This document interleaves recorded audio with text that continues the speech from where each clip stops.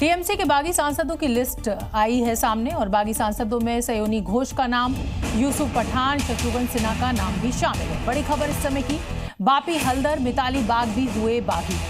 तो कुल मिलाकर ऐसा अब लग रहा है कि सिर्फ ममता बनर्जी और अभिषेक बनर्जी ही टीएमसी में रह जाएंगे, क्योंकि सयानी घोष जो कि बेहद नज़दीकी मानी जाती थी और जिस समय चुनाव प्रचार कर रही थी तो बहुत वायरल होती थी और कहती थी कि बीजेपी का नाम भी अपने मुंह से नहीं बोलूंगी, कांग्रेस का नाम भी अपने मुंह से नहीं बोलूंगी। और देखिए अब यही सयानी घोष जो है, यही समय की मार है और समय की इस समय जिसे कहा जाए कि डूबते हुए जहाज को छोड़ने की बारी जो है वो इन तमाम सांसदों की दिखाई दे रही है और सयानी घोष भी जो है वो बीजेपी में शामिल होने जा रही है।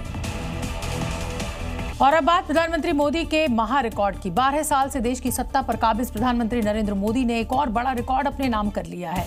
चुनी हुई सरकार के मुखिया के तौर पर प्रधानमंत्री नरेंद्र मोदी ने 4399 दिन पूरे कर लिए हैं और इसको लेकर पूरे देश में बीजेपी नेताओं और कार्यकर्ताओं ने जश्न मनाया।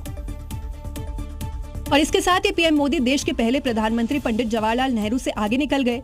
इस तरह नरेंद्र मोदी देश के सबसे लंबे कार्यकाल तक पीएम रहने वाले नेता बन गए हैं।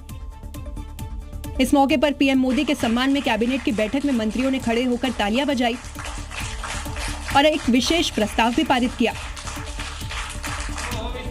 पीएम मोदी की इस उपलब्धि पर पूरे देश में एनडीए और बीजेपी के नेता मंदिरों में पूजा कर रहे हैं, उनकी लंबी उम्र की कामना के लिए हवन कर रहे हैं। देश भर में इस रिकॉर्ड का जश्न मन रहा है, जो उन तस्वीरों में भी दिख रहा है।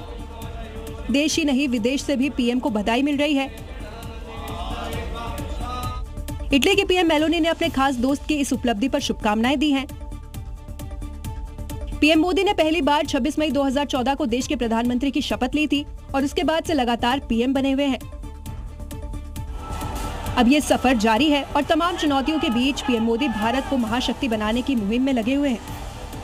और दिल्ली के भारत मंडपम में आयोजित एनडीए की अहम बैठक के दौरान प्रधानमंत्री नरेंद्र मोदी का एक अलग ही अंदाज देखने को मिला। पश्चिम बंगाल की मशहूर झालमुड़ी का स्वाद लेते हुए एक बार फिर पीएम मोदी का वीडियो सोशल मीडिया पर खूब वायरल हो रहा है। इस वीडियो में प्रधानमंत्री सहयोगी नेताओं के साथ हंसी मजाक करते हुए झालमुड़ी का आनंद लेते नजर आ रहे हैं। पीएम मोदी ने ये वीडियो साझा किया है और देखिए बीजेपी के राष्ट्रीय अध्यक्ष नितिन नवीन आपको साथ में दिखाई दे रहे हैं। और इस झालमुड़ी की खासियत यह है कि खुद बंगाल के मुख्यमंत्री शुवेंदु अधिकारी इसको बनाकर और प्रधानमंत्री नरेंद्र मोदी को दे रहे हैं। और देखिए झालमुड़ी का आनंद लेते हुए, झालमुड़ी जो है वो पश्चिम बंगाल के चुनाव में एक बड़ा मुद्दा बनाने की कोशिश बीजेपी के द्वारा की गई थी और झालमुड़ी के जरिए आम आदमी को जोड़ने की कोशिश प्रधानमंत्री ने की थी जब वो एक साधारण सी दुकान पर झालमुड़ी खाने पहुंचे थे।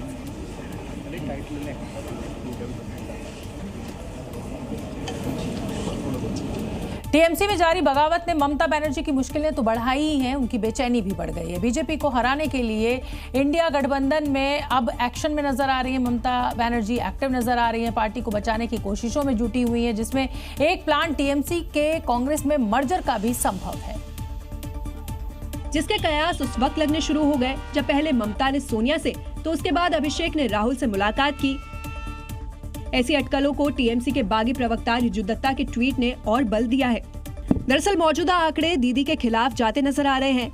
विधायकों में 60 से 61 पूरी तरह से बागी हो गए हैं, जो 2/3 से अधिक है। सांसदों में भी 19 से 20 बागी हो चुके हैं। इधर टीएमसी के 13 राज्यसभा सांसदों में भी असंतोष दिखने लगा है। सुखेंदु शेखर रॉय के बाद सुष्मिता देव ने भी इस्तीफा दे दिया है।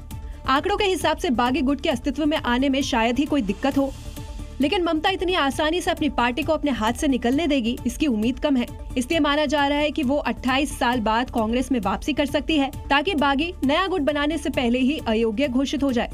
वैसे भी इंडी ब्लॉक की बैठक में ममता का सोनिया से गले लगना इस नजदीकी का इशारा कर रहा था।